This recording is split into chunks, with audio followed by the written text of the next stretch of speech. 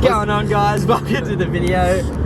We're driving through Girraween right now. Gonna go pick up Jesse's new car. Yeah. How long have you had it for? Probably close to 3 weeks now. Picked up, was run on E85, and so I've got it tuned off onto 98. About to go see what the dyno sheet said. We're about to go see what the dyno sheet says. That was hard to say. It's a Nissan 180SX Widebody. It's pretty steezy. It's a perfect drift car, I think. Recently just chucked some speakers and a head unit in it, so it's not Povo pack like we got here. What do you mean? We got I'm on an extra weight reduction. No airbag. running a radio and a missing airbag. Got it all going on. Got tyres in the back, like. We've got a spare steering wheel, just in case anything happens. We're good. Yeah, we're not in comfort at the moment. This car we never ride in comfort, we ride in steeds. We have collected the car from the tuners. In the new whip, the 180. Feeling good.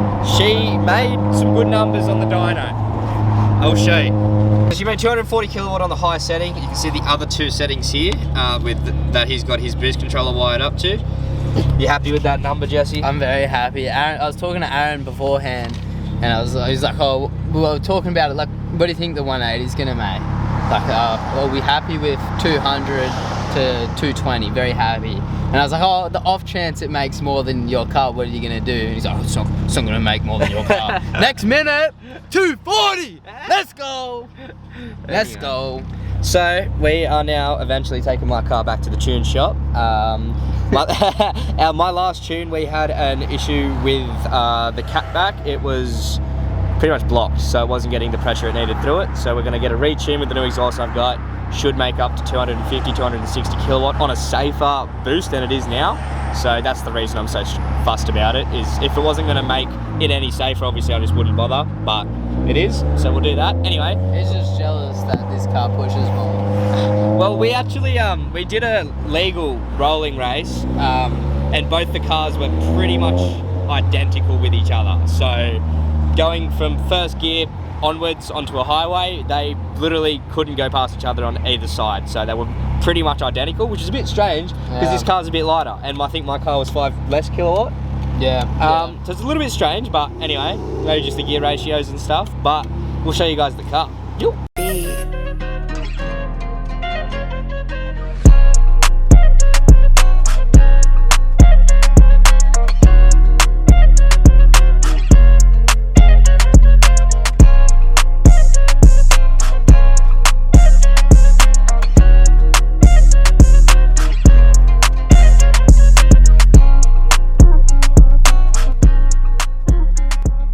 Alright guys, bit of a rundown of the 180. So it's got some goodies inside the engine. We got CP forged pistons, 264 Tomy cams, I believe.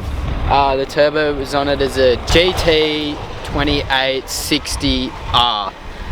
That's a mouthful. Yeah, GT2860R turbo, and then it's got more other goodies that probably you don't really need to know about, but yeah, it's picked up. I'm loving it so far. Haven't had any problems. We got it tuned off E, now on to 98. So I'm very happy about what it's pushing. So with this new car, we've obviously sold the R33, which we didn't do a video on, but we sold the R33 in spite of getting a car that's going to work better for drifting and with what we want to do with the cars.